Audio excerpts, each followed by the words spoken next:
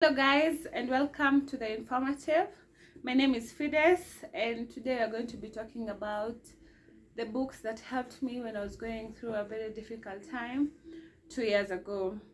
In 2020, I underwent a very difficult situation that hurt me, that I would say destroyed me emotionally, physically.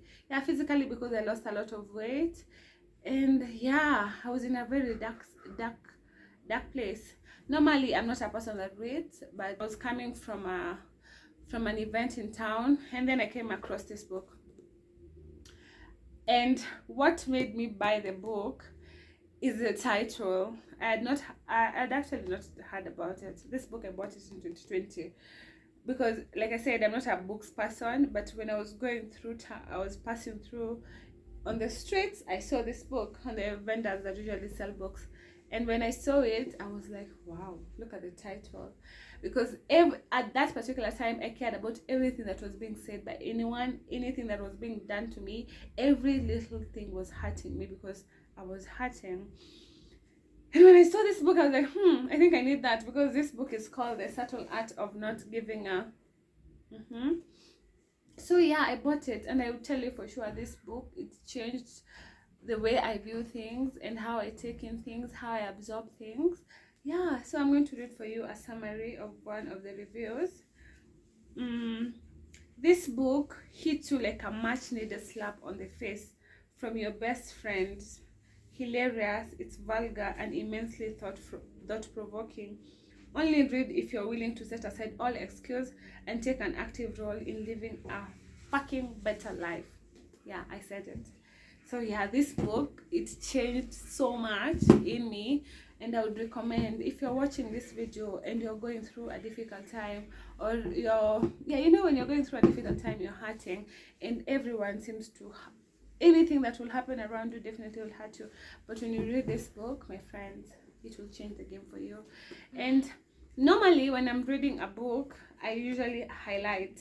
You see, I highlight with a highlight pen, and I'm going to read for you some of the pieces I highlighted.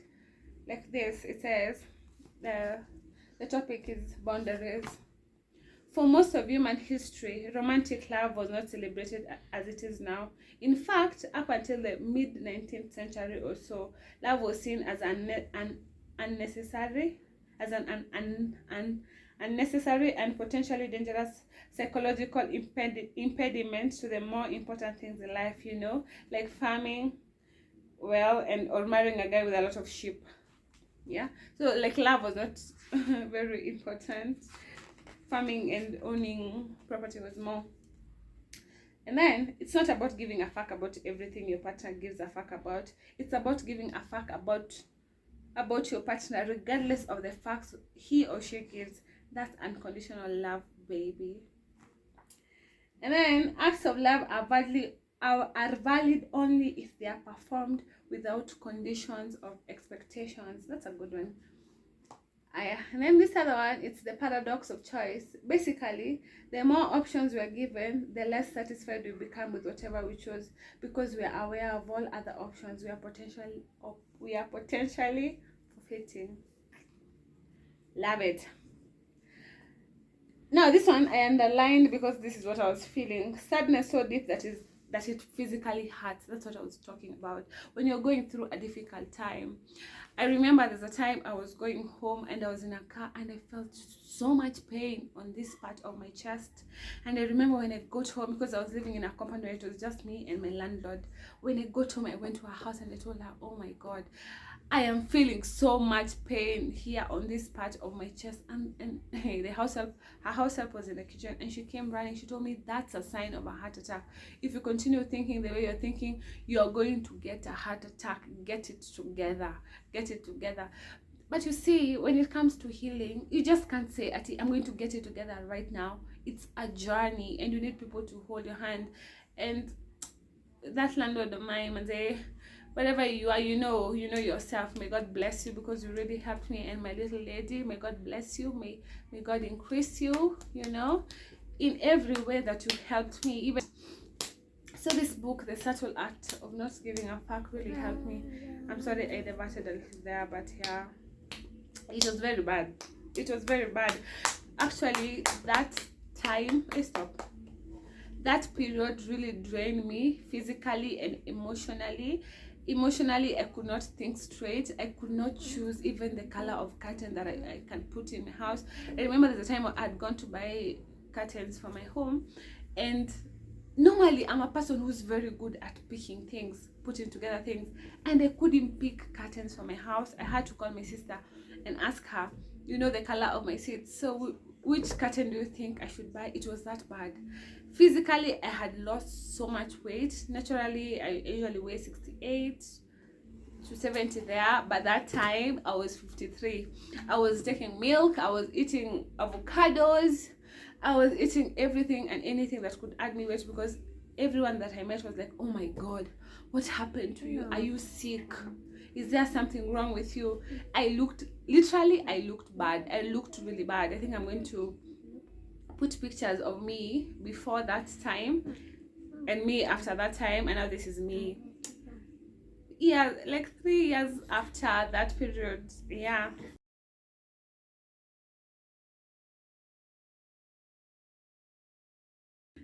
Another thing I'd like to point out, when you're going through a painful time, don't let the pressures of people like, you need to get together right now. You can't get it together immediately. It will take time. Just like when you're hurt and you have a bruise on your hand, the doctor just can't treat it that day and you're healed that day. It will take time. So give yourself time. Surround yourself with people that are there for you, and yeah, you will get there. You will get there with time. The second book is Atomic Habits. This book is all about the small habits that you need to do every day, the changes that in your habits that you need to make each and every single day that will make a difference in your life. And with that said, I'm going to read for you a summary of the book at the back. And it says, people think when you want to change your life, you need to think big. But world-renowned habits expert James Clear, this book is written by James Clear, has discovered another way. He knows that real change comes from the compound effect of hundreds of small decisions, doing 2 push-ups a day, waking up 5 minutes earlier, or reading just 1 more page. He calls them atomic habits. So please get yourself this book. And also in this book, I'm going to read for you some of my highlighted readings. When you can't win by being better, you can win by being different. A good player works hard to win the game everyone else is playing. A great player creates a new game that favors their strength and avoids their weakness. If you can find a more favorable environment, you can transform the situation from one where the odds are against you to one when they're in your favor. And let me tell you guys, this is very important, and I'm going to read it again. If you can find a more favorable environment, you can transform the situation from one where the odds are against you to one where they're in your favor. Because if you surround yourself in an environment that things are not working for you, my god, it will drain you, especially when you're going through a difficult time. When maybe it's a separation from a spouse, the death of a loved one, and they say, especially separation from someone that you loved, it hurts more than even losing someone, because you know when you've lost them, they're in a better place. And I'm not trying to diminish the pain that one goes through when you lose a loved one, but when you lose someone that you love and you see them walking around, I believe it hurts 2 times. I don't know, please, if you have lost someone, don't feel like I am undermining your pain, but the pain of losing someone that you loved and seeing them walking around. So when you've gone through a loss like that, you ought not to be in an environment that is toxic, an environment that you're not being supported. Get yourself out of that environment. Go to a place where you can thrive. Go to a place where you can heal. That's why when you're sick and you're really sick, you go and you get admitted to the hospital. It is better when you're in the hospital than at home, because that's where you can be taken care of. Take yourself to where people can take care of you, and you cannot miss one or 2 people. You know, even if you don't have friends, take yourself somewhere. Take yourself, even if I usually say, even if it's to a church where it works for you, take yourself there. You can be taken care of. Please go there and go there until you're properly healed from whatever the situation is, or until when you're strong enough to be able to take care of yourself. And if you have kids, you can do that, then do that. If you have kids and you have a mother that can support you, take them there until you heal so that you can go back to your kids. Please, healing needs help. You cannot do it on your own. Yeah, find yourself someone that can help you. Please don't be in a toxic, you can never heal in a toxic environment. So yeah, this book really helped me. Another book that I didn't say this, The Subtle Art of Not Giving a Fuck, is written by Mark Manson, and the other one, Atomic Habits, is written by James Clear. I also have a third book. It's called Finding Me by Viola Davis. That one I read, but it wasn't fine. I was given by a friend, and that book I read after I had healed. Actually, you know, it's funny, the universe has a way of taking care of you. That book, I didn't take it. This one I bought it after reading this one. But Finding Me is just a neighbor that told me, you know, I have this book, would you mind reading it? I read it and I loved it.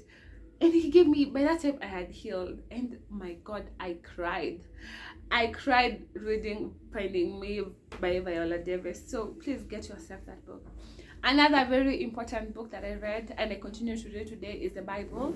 The Bible keeps me together. The Bible assures me of the love that God has for me. So I hope you have a Bible. If you're a Christian and a believer, please get yourself a Bible. Even if you're not a believer, please try and read the Bible. It will help you. It helps me. It continues to help me. It reminds me of the promises of God. It reminds me of who God is. God uses it to speak to me. Yeah. So yeah. Thank you for watching this video. I hope you found it insightful. Please subscribe to my channel, like and share my videos. Yeah, and if you have something to say, write it on the comment section below. I hope you've learned something. See you next time. Peace. Well done.